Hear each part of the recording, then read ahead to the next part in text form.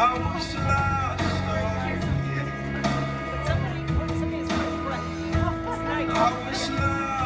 I was lost. Crossed lines I shouldn't have crossed. I was lost.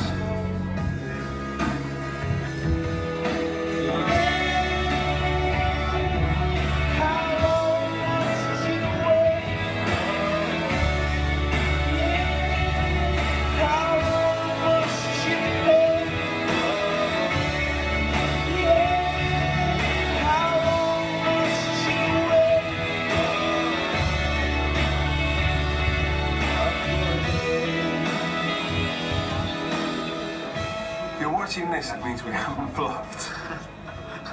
So thanks a lot for not making us flop. If you're not watching this, we have flopped. So I can say what the fuck I want. Wait up there until wait up there until. Come on, we'll get past it. If you're watching this. Well, obviously they're watching this. No, but it should be you're watching this, not it. Let's go and sell some fucking records. Hello, I'm reformed at college. I don't care, I don't like Alan McGee. Say that note again, please. Yeah. I think the song is brilliant. I think it's really good too. What do you think, Will? I think the second half is great. We are probably the only band in England where at least two of the members have got webbed feet. Oh, we're all laughing now, aren't we? Because the recent idea, we were on tour, we had a shower, but every morning, every 2 sets of normal footprints and 2 flippers. When I get back on something, I fucking see you laughing. A lot of people think we're not rock and roll. But I ask you, is having pastries before 8 o'clock not rock and roll? In what fucking universe?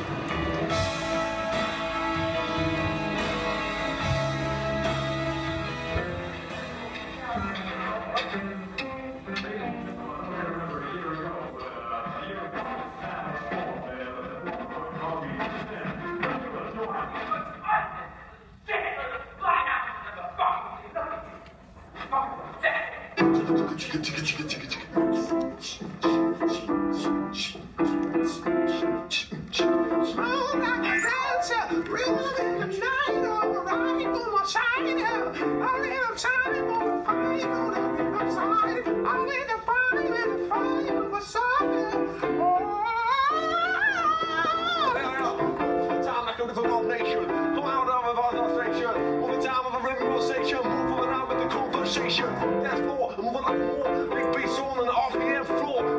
Live on with the town, moving so for my.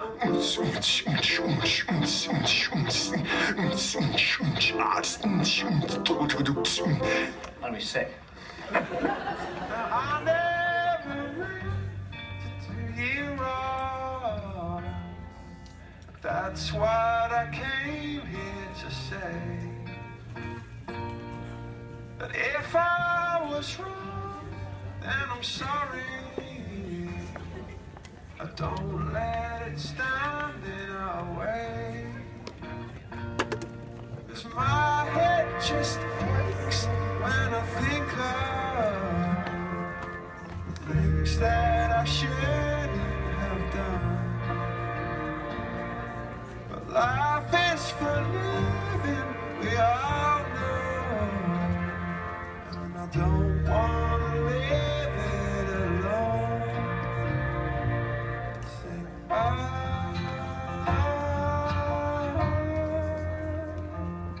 Say bye. And just think bye.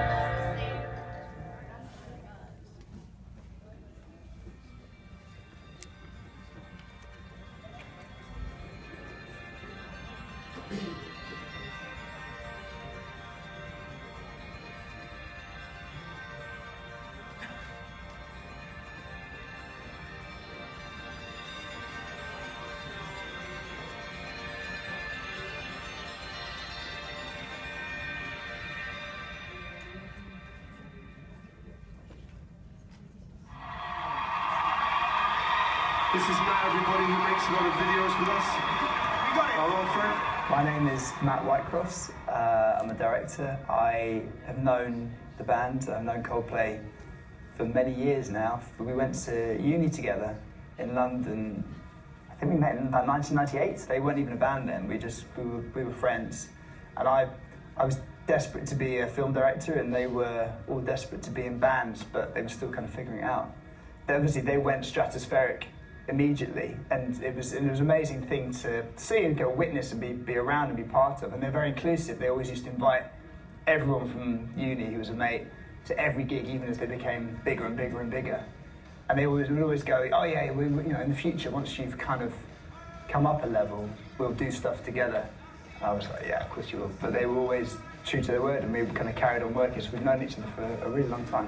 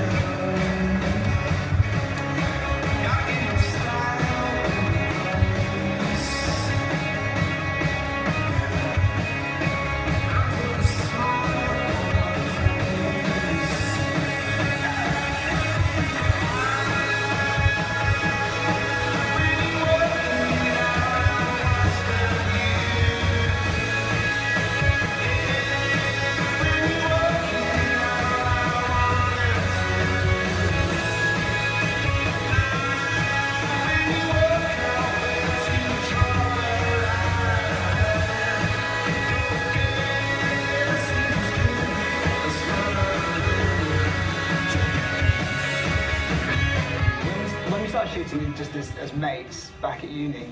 We were filming anything and everything, so I just happened to have, my dad had a camera, so I took it to uni with me, and I'd film anything that was happening. I only had about 4 tapes, and they're really expensive, so I basically ended up having to kind of go, oh, that was a good night, but it wasn't that good, and then I'd have to film another gig the next night. Then Phil and Chris would always just ring and say, look, we're doing something tomorrow, why don't you pop in? We're in the studio for the first time, that's exciting, why don't you... And we'd do kind of mini music videos and stuff, all of which were pretty bad, but it was more just to film something. And so I was in London just around, and I remember hanging out with them, and I was like, well, why don't we make a film with this footage? No, we're boring, we don't want it to be about the music, we don't want to talk about ourselves. I think in Chris's mind was split 50-50 between, yeah, it's the right time, because we've kind of come to the end of a certain part of our journey, or whatever you want to describe it. And another half would go, I never want any of this footage to come out. And I think the turning point really was that Phil said, well, why don't you send a bit of the early archive, see what the band thinks, see if they think it's too excruciating for words or whether they enjoy it. And I thought, I'll send a few clips, and then he said the weirdest thing happened. I was sitting there watching on my laptop, and Chris walked past, and he said, what's this? And he got really into it, was really into the idea of doing a film. So that's why it happened now. Let's do it. Oh, serious take, serious. Okay, go. It feels so much lighter since I met you. Honey, you are a rock upon which I stand.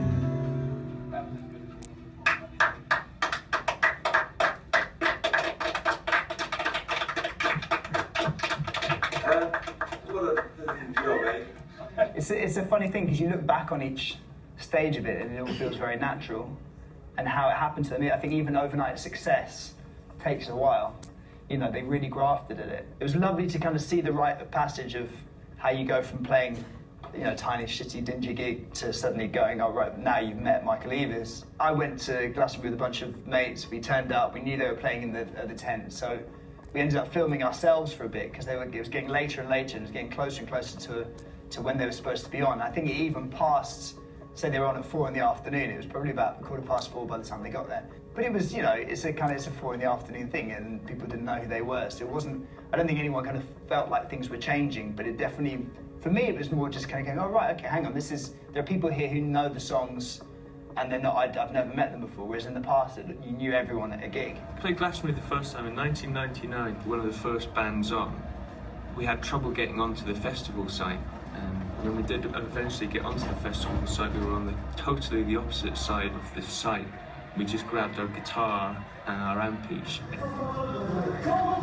traversed the entire site. I really wasn't very faithful at the time. I was dying. We were flipping napkin, I'm sorry about that. We had to jog across the whole site, which all the bands do. We're one of the fittest bands in South Africa.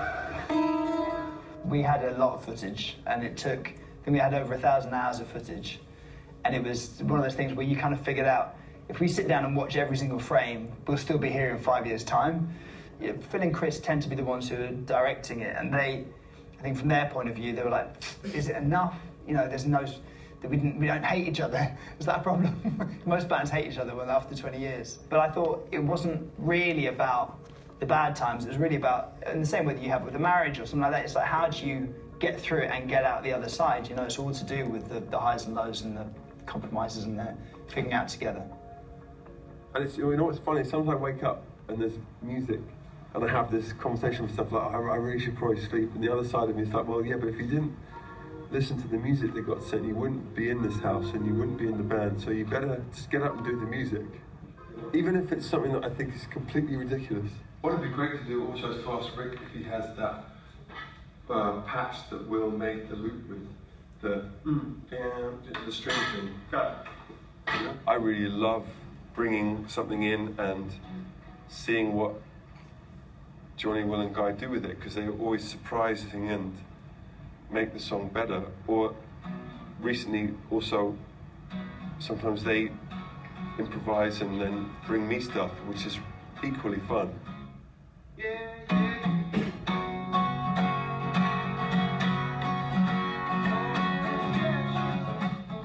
I remember the first time they ever played Wembley, I followed them out on stage and obviously didn't think about putting in the ear protection. They just said, I'll just turn up. So I was there filming them, and then I'm backstage, and obviously the natural progression is you're then walking out on stage, and just the wash of sound, like the energy of it, you don't even feel it in your ears because you can't hear anything. You just feel it in your heart. You can feel like something's happening. So it's really quite an amazing thing. I don't think that's gone away at all. Like Head Full of Dreams feels like it's kind of the biggest, but in the best way, the most inclusive, most explosive, most kind of loved up thing they've done. It's a very unusual thing to have been there from the beginning, and I think most people who end up becoming famous in the public eye or whatever, they tend to have a kind of before and after in terms of the people who are around them. And this band, I don't know whether it's unique or not, but they have somehow kept this group of friends around them who were there from before any of them had picked up a guitar together. So I definitely had a moment of thinking, I had to make this film in some way. It's been the most incredible privilege just to be there as an eyewitness and just to be a kind of fly on the wall in all these moments. And when the editors started showing me stuff, I was like, oh, this is great, who shot this? Like, that's you idiot. You know, this is all your old footage. I'd forgotten a lot of it. And when you juxtapose that with the footage from now, you see how young they were back then. We were just babies. They were like tiny, they were kids, really.